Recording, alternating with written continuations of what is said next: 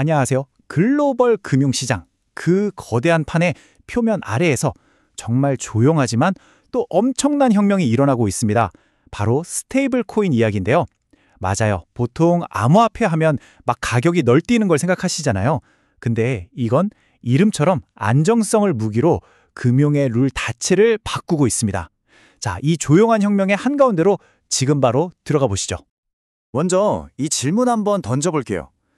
우리가 매일 쓰는 결제나 송금, 이 방식이 과연 최선일까요? 너무 익숙해서 당연하게 생각하지만 사실 며칠씩 걸리는 해외 송금이나 비싼 수수료를 생각하면 글쎄요, 불편한 점이 한두 개가 아니죠. 분명히 더 나은 방법이 있을 것 같지 않으세요? 맞아요.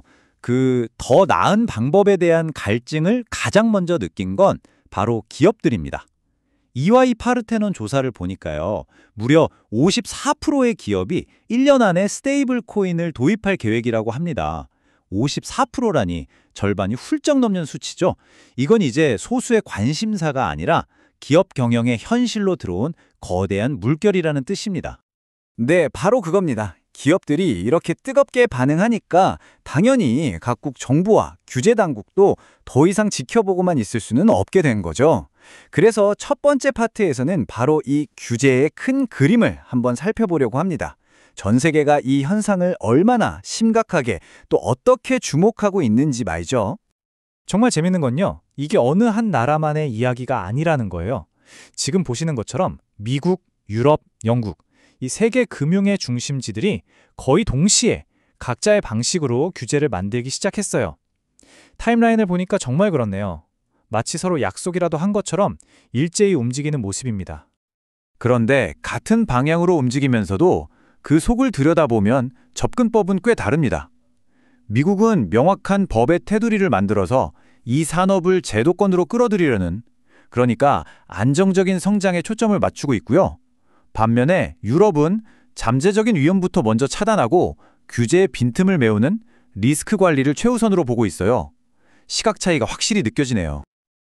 특히 유럽의 이런 입장은 유럽중앙은행 ECB 총재의 이 한마디에서 아주 명확하게 드러납니다. 유럽 내에서 활동하는 외국 스테이블 코인 발행사들 규제 공백을 메워야 한다. 이건 실무진의 의견이 아니에요. 최고 결정권자가 직접 나서서 그 시급성을 강조하고 있다는 아주 강력한 신호죠. 자, 이렇게 규제 당국이 분주하게 움직이는 동안 진짜 돈, 그러니까 시작은 과연 어디로 흐르고 있을까요? 네, 두 번째 파트에서는 바로 그 돈의 흐름을 따라서 시장과 벤처 캐피털이 지금 어디에 베팅하고 있는지 한번 따라가 보겠습니다. 최근 벤처 캐피탈의 투자 내역을 보면요. 아주 명백한 변화가 보입니다. 새로운 코인을 만드는 발행사에 대한 투자보다 이 코인을 실제로 쓸 수 있게 만드는 인프라에 대한 투자가 압도적으로 많아졌어요. 이 그래프 좀 보세요. 무게중심이 완전히 옮겨갔죠. 시장의 관심이 어떤 코인이냐가 아니라 이걸로 뭘 할 수 있느냐로 넘어갔다는 증거입니다. 그럼 여기서 말하는 인프라가 대체 뭘까요? 바로 이런 것들입니다. 안전한 디지털 지갑, 빠르고 효율적인 결제 시스템, 그리고 개발자들이 이걸 이용해서 새로운 서비스를 쉽게 만들 수 있도록 돕는 API나 규제 보고 솔루션 같은 것들이죠. 그러니까 이제 경쟁의 판이 바뀐 거네요. 누가 더 많이 만드냐가 아니라 누가 더 쓰기 편하고 안전하게 만드느냐의 싸움이 된 거죠. 그리고 우리가 이 변화를 이야기할 때 이 판의 크기를 알아야 합니다. 현재 전체 암호화폐 시장의 시가총액은 약 4조 달러. 우리 돈으로 계산도 잘 안 되네요. 정말 어마어마한 규모죠. 바로 이 거대한 시장 위에서 스테이블 코인이 단순한 코인이 아니라 금융 인프라로 자리 잡으려는 시도가 벌어지고 있는 겁니다. 근데 이게 암호화폐 업계만의 이야기가 아니라는 게 더 중요합니다. 사실 최근에는 가장 보수적이라고 알려진 전통금융권에서 훨씬 더 놀라운 실험들이 벌어지고 있거든요. 세 번째 파트, 바로 전통금융과 블록체인, 이 두 세계가 어떻게 하나가 되어가는지에 대한 이야기입니다. 최근 스위스에서 정말 상징적인 사건이 있었습니다. 포스트 파이낸스, UBS 같은 이름만 들어도 아는 거대 은행들이 블록체인을 이용해서 은행 간 자금 결제를 실시간으로 처리하는 데 성공한 거죠. 이건 정말 큰 의미가 있어요. 그동안 말로만, 이론으로만 가능하다고 했던 일이 실제 주류 은행들에 의해서 현실에서 된다는 걸 증명한 거니까요. 런던 증권거래소는 한술 더 떴습니다. 단순히 결제만 테스트한 게 아니고요. 금융자산을 만들고 발행, 사고 팔고 거래, 최종적으로 정산하는 결제, 이 모든 과정을 블록체인 위에서 실험한 거죠. 말 그대로 금융의 시작과 끝 전체 사이클을 블록체인으로 대체할 수 있는지 본 거예요. 정말 담대한 시도 아닙니까? 네, 맞습니다. 스위스와 런던에서 벌어진 이 두 가지 실험이 말해주는 결론은 아주 명확합니다. 더 이상 전통 금융과 블록체인은 서로 다른 세상이 아니라는 것.